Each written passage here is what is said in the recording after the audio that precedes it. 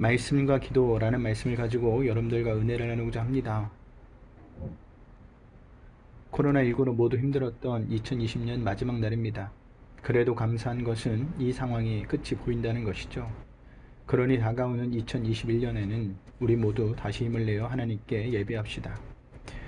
성도는 예수님께서 다시 오실 때까지 진리를 붙들고 살아야 하는 자들입니다. 하지만 사단은 그 반대편에 서서 예수님이 다시 오시기 전까지 어떻게 해서든지 성도들이 진리를 붙들지 못하도록 수단과 방법을 가리지 않게 하죠. 그로 인해 어떤 사람들은 진리를 떠나게 됩니다. 이것은 기정사실이에요. 그래서 바울이 오늘 본문에서 후일에 어떤 사람들은 믿음에서 떠난다고 한 겁니다. 즉 배교를 한다는 것이죠. 1절을 보겠습니다. 그러나 성령이 밝히 말씀하시기를 후일에 어떤 사람들이 믿음에서 떠나 미혹하는 영과 귀신의 가르침을 따르리라 하셨으니, 여기 후일이란 예수님의 초림부터 다시 오실 재림 때까지 사이의 모든 기간을 의미합니다. 그런 의미에서 지금 우리가 살고 있는 이 시대도 오늘 본문의 후일이라는 기간에 포함이 되죠. 하지만 그들이 하나님을 떠나게 되는 이유는 아무 이유 없이 떠나는 것이 아니에요. 떠나는 데는 분명한 이유가 있습니다. 인간은요, 아무 이유 없는 행동을 하지 않아요. 인간의 행동에는 분명한 이유가 있습니다. 학생들이 공부하는 이유도, 어른들이 직업을 갖는 이유도, 심지어는 우리가 밥을 먹는 이유도, 잠을 자는 이유도 다 있습니다. 이유가 있기 때문에 공부하는 것이고, 직업을 갖고 일을 하는 것이고, 밥을 먹고 잠을 자는 겁니다. 그렇다면 후일에 사람들이 믿음에서 떠나게 되는 이유가 뭘까요? 미혹하는 영과 귀신의 가르침을 따르기 때문이라는 겁니다. 즉 사단의 미혹에 넘어갔다는 의미죠. 그런데 우리가 여기서 분명히 알아야 할 것은, 사단은 어떤 특정한 사람만 미혹하는 것이 아니라 하나님의 백성 모두를 미혹한다는 겁니다. 거기에는 단 한 사람도 예외가 없어요. 모두 다 해당이 됩니다. 저도, 여러분도, 제자들도 다 마찬가지입니다. 그렇기 때문에 사단에게 미혹당하지 않기 위해서는 정신을 바짝 차려야 해요. 그러지 않으면 다 미혹당하게 되어 있어요. 성경에서 하와가 그랬고, 다윗도 그랬고, 가룟 유다도 그러했습니다. 사단에게 미혹당한 하와는 하나님께서 따먹지 말라는 선악을 알게 하는 과실을 따먹었습니다. 다윗은 목욕하는 밧세바를 보고 간음하려 하였고, 충신 우리아도 죽였죠. 가룟 유다는 돈에 눈이 멀어 은 30에 예수님을 팔아 넘겼습니다. 처음부터 그들이 미혹을 당한 것은 아니에요. 틈을 보였기 때문입니다. 사단은요, 조금만 틈을 보여도 그 틈을 비집고 들어와 우리를 미혹합니다. 그리고 하나님으로부터 멀어지게 하고 결국에는 믿음에서 떠나게 합니다. 하지만 그게 끝이 아니에요. 믿음에서 떠나게 되는 순간부터 그 사람은 사단의 노예가 되고 종이 되고 맙니다. 중간지대는 없어요. 그리고 사단처럼 거짓말하는 자가 되죠.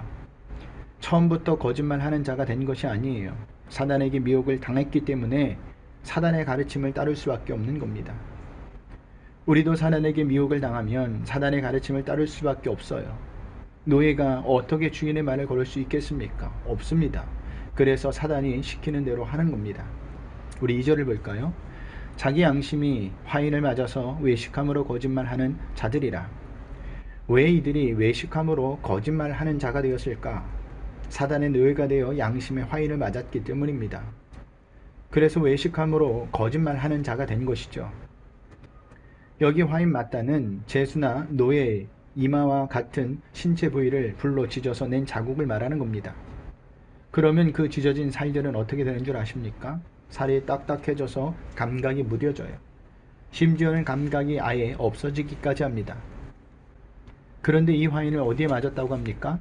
양심입니다. 그러니 자신들이 외식함으로 거짓말을 하는데도 그것이 잘못된 것인지를 모르는 거예요. 감각이 없는 겁니다. 그런데 더 문제인 것은요, 이렇게 외식함으로 거짓말하는 자들을 분별해내기가 쉽지 않다는 거예요. 성경에 외식함으로 거짓말하는 자들이 나오는데 누굴까요? 바리새인들과 서기관들입니다. 그들은 예수님 당시 외식하며 살았어요. 그래서 그 누구도 그들의 외식을 정확히 꿰뚫어 본 자들이 없었습니다. 오히려 그러한 그들의 외식을 존경하고 동경을 했죠. 또한 바리새인들과 서기관들은 그것을 이용하여 남을 정죄하고 판단하였습니다. 자신들은 그렇지 않은 척 외식할 뿐이지 그 속은 누구보다도 더러운 것으로 가득 찬 자들이었습니다. 하지만 이러한 바리새인들과 서기관들이 어떤 자들인지 정확히 꿰뚫어 보신 분이 계셨어요. 그분은 바로 예수님이신데 예수님은 그들을 향하여 외식하는 자들이라고 계속 지적하셨습니다. 마태복음 23장을 보면 외식하는 바리새인들과 서기관들을 향해 예수님께서 연속해서 화가 있을 것이다 하며 지적하는 장면이 나와요. 우리 몇 군데만 찾아보고 가겠습니다. 마태복음 23장 13절 말씀입니다. 화 있을진저 외식하는 서기관들과 바리새인들이여 너희는 천국 문을 사람들 앞에서 닫고 너희도 들어가지 않고 들어가려 하는 자도 들어가지 못하게 하는도다. 15절 말씀입니다. 화 있을진저 외식하는 서기관들과 바리새인들이여 너희는 교인 한 사람을 얻기 위하여 바다와 육지를 두루 다니다가 생기면 너희보다 배나 더 지옥 자식이 되게 하는도다. 23절입니다. 화 있을진저 외식하는 서기관들과 바리새인들이여 너희가 박하와 회양과 근처의 11조는 들이되 율법에 더 중한 바 정의와 긍휼과 믿음은 버렸도다. 그러나 이것도 행하고 저것도 버리지 말아야 할지니라. 25절입니다. 화 있을진저 외식하는 서기관들과 바리새인들이여 잔과 대접의 것은 깨끗이 하되 그 안에는 탐욕과 방탕으로 가득하게 하는도다. 27절입니다. 화 있을진저 외식하는 서기관들과 바리새인들이여 회칠한 무덤 같으니 겉으로는 아름답게 보이나 그 안에는 죽은 사람의 뼈와 모든 더러운 것이 가득하도다. 왜 이렇게 예수님은 화 있을진저라고 하며 바리새인들과 서기관들을 계속 지적하시는 겁니까? 바리새인들과 서기관들이 외식하는 자들이었기 때문입니다. 그런데도 그들은 예수님의 지적의 의미를 깨닫지 못합니다. 끝까지 깨닫지 못하고 오히려 자신들을 지적하는 예수님을 죽이려 하고 결국에는 십자가에 못 박혀 죽이죠. 왜 이렇게 되었을까요? 사단의 종이 되어 양심의 화인을 맞았기 때문입니다. 사단의 종이 되어 양심의 화인을 맞으면 우리도 이렇게 될 수 있습니다. 기준이 바뀌어서 자신이 지금 무슨 죄를 짓고 있는지 하나님과 어떤 반대되는 삶을 살고 있는지 모른다라는 겁니다. 오히려 자신은요 잘 살고 있다고 착각을 하죠. 그리고 잘못된 것을 남에게도 강요를 하기 시작합니다. 그러면 다 같이 죽는 겁니다. 이런 자들이 디모데가 목회하고 있는 에베소 교회에도 있었습니다. 3절을 보겠습니다. 혼인을 금하고 어떤 음식물은 먹지 말라고 할 터이나 음식물은 하나님이 지으신 바니 믿는 자들과 진리를 아는 자들이 감사함으로 받을 것이니라. 보세요. 이들은 사단에게 미혹을 당해 잘못된 금욕생활을 에베소 교회 다른 성도들에게 가르치고 강요하기 시작했습니다. 그것이 혼인, 결혼과 음식입니다. 먼저 결혼을 금했어요. 그들이 결혼을 금한 이유는 육신은 악하다고 생각하여 육신의 쾌락을 죄로 규정하였기 때문입니다. 그렇기 때문에 결혼을 하면 경건한 신앙생활을 할 수 없다고 가르쳤어요. 이런 잘못된 가르침을 받아 에베소의 많은 여성들이 결혼을 하지 않았습니다. 그러나 결혼은 육신의 쾌락을 위해 있는 것이 아닙니다. 결혼은 하나님께서 만드신 선하고 아름다운 거예요. 만약 결혼이 신앙생활에 방해가 되었다면 하나님께서는 애초부터 아담에게 하와를 주시지 않았을 거예요. 성경을 보세요. 아담이 하나님께 하와를 요구하지 않았는데도 하나님께서는 아담에게 하와를 주셨습니다. 그리고 이렇게 말씀하시죠. 창세기 2장 24절 말씀입니다. 이러므로 남자가 부모를 떠나 그의 아내와 합하여 둘이 한 몸을 이룰지로다. 그러니까 결혼은 하나님께서 주신 선한 것이라는 겁니다. 그 다음은 음식입니다. 사단에게 미혹당한 그들은 어떤 음식을 먹는 것이 잘못이라고 가르쳤습니다. 하지만 바울은 어떻게 맞서고 있느냐? 음식은 하나님께서 만든 것이니 감사함으로 먹으라는 것이에요. 즉 음식이 우리를 경건한 신앙생활을 하지 못하게 하는 것은 아니라는 겁니다. 음식은 하나님 앞에서 아무것도 아니기에 먹지 아니하여도 부족함이 없고 먹어도 풍성함이 없다고 하였습니다. 심지어는 우상에게 바쳐진 고기를 먹어도 상관이 없다고 하였어요. 다만 바울이 우상에게 바쳐진 고기를 먹지 않는 이유는 믿음이 약한 사람이 실족할까봐 그렇다는 것이죠. 그러니까 음식이 경건한 신앙생활을 방해하는 것이 아니라는 겁니다. 예수님께도 이와 같은 말씀을 하셨죠. 마태복음 15장 11절을 보겠습니다. 입으로 들어가는 것이 사람을 더럽게 하는 것이 아니라 입에서 나오는 그것이 사람을 더럽게 하는 것이니라. 여기 입으로 들어가는 것이 바로 음식입니다. 그러니까 음식이 사람을 더럽게 하지 못한다는 거예요. 그 의미는 음식이 경건한 신앙생활을 방해하지 않는다는 겁니다. 그래서 바울이 어떻게 하라고 합니까? 하나님께서 지으셨으니 모든 음식을 감사함으로 먹으라는 것입니다. 4절을 보겠습니다. 하나님께서 지으신 모든 것이 선함에 감사함으로 받으면 버릴 것이 없나니. 하나님께서 지으신 모든 것이 선하신 것이기 때문이라는 거죠. 하나님께서 지으신 모든 것은 선한 목적으로 창조되었습니다. 그 의미는 버릴 것이 아무 의미 없는 것이 하나도 없다는 겁니다.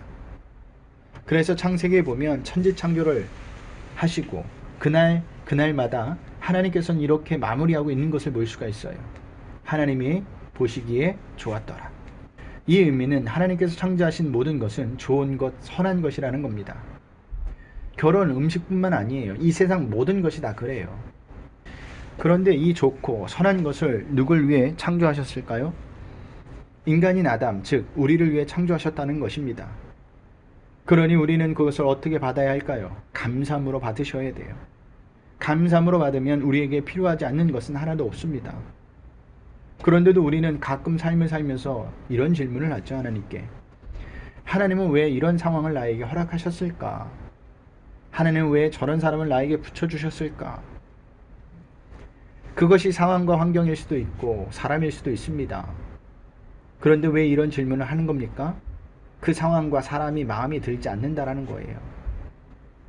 하지만 그때도 우리가 분명히 알아야 할 것이 있는데 하나님께서 그 상황과 사람을 우리에게 허락하셨다면 그것은 우리에게 꼭 필요한 것들이라는 겁니다.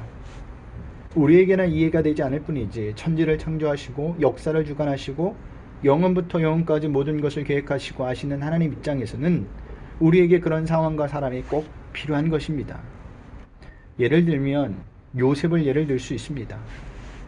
요셉이 형들 때문에 애굽으로 노예로 팔려갔을 때 어떤 생각을 가졌을까요? 하나님은 왜 이런 상황을 나에게 허락하시는 걸까? 라는 생각을 가졌을 겁니다. 그때 요셉이 바로 이해했을까요? 아니요. 이해 못했을 겁니다. 수많은 시간이 흘러간 다음에야 이해가 되었습니다. 온 세상에 흉년이 들어 형들이 애굽으로 양식을 구하러 왔을 때 비로소 요셉은 자신이 왜 애굽에 노예로 팔려왔는지 깨닫게 됩니다. 그 시간은요 적어도 20년 이상 걸렸습니다. 그때 요셉의 고백을 들어봅시다. 창세기 45장 4절 5절 말씀입니다. 요셉이 형들에게 이르되 내게로 가까이 오소서. 그들이 가까이 가니 이르되 나는 당신들의 아우 요셉이니 당신들이 애굽에 판 자라. 당신들이 나를 이곳에 팔았다고 해서 근심하지 마소서. 한탄하지 마소서. 하나님이 생명을 구원하시려고 나를 당신들보다 먼저 보내셨나이다. 아멘.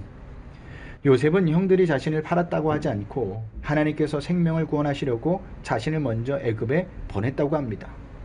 그러니까 요셉은 애굽에 와서 고생한 시간이 다른 사람들의 생명을 구원하기 위해서 필요한 시간이었다는 겁니다. 그러니 우리가 이해할 수 없는 상황과 환경이 있다 할지라도 그 모든 것을 감사함으로 받아들이시길 바랍니다. 그것이 거룩한 삶이에요. 그러면 이렇게 말씀하시는 분들도 있을 겁니다. 목사님 말이 쉽죠. 막상 이해할 수 없는 일에 닥쳐보세요. 그게 가능합니까? 네, 그게 가능하지 않습니다. 쉽지 않다는 것도 저도 압니다. 매우 어렵습니다. 그렇다면 어떻게 할까요? 바울이 오늘 본문에서 그 비결을 알려주고 있습니다. 5절을 보겠습니다. 하나님의 말씀과 기도로 거룩하여 짐이라. 그 비결이 무엇입니까? 말씀과 기도라는 거예요. 말씀과 기도를 통해 하나님께서 허락하신 모든 것을 감사함으로 받아들이게 되고 거룩한 삶을 살 수 있다는 겁니다. 그렇다면 여기서 말하는 말씀과 기도가 정확히 무엇일까요? 성경을 날마다 몇 장씩 읽으라는 겁니까? 기도를 날마다 몇 시간씩 하라는 겁니까? 그 의미가 아니에요. 만약 이렇게 이해했다면 그것은 자기의 열심만 부리는 것밖에 되지 않아요. 바리새인들과 서기관들과 하나도 다를 바가 없는 겁니다. 말씀과 기도라는 의미는 주님을 바라보라는 거예요. 말씀인 성경이 우리에게 가르쳐주고 있는 것이 무엇입니까?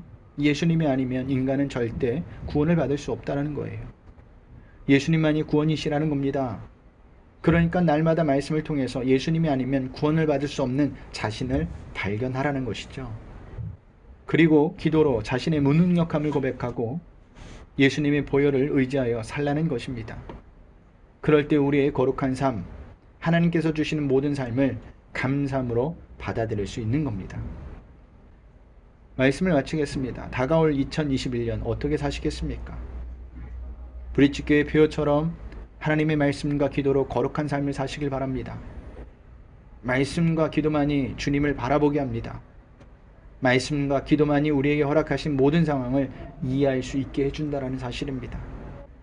그러니 말씀과 기도를 통하여 거룩한 삶을 살아내시는 저와 여러분들이 되시길 소원합니다.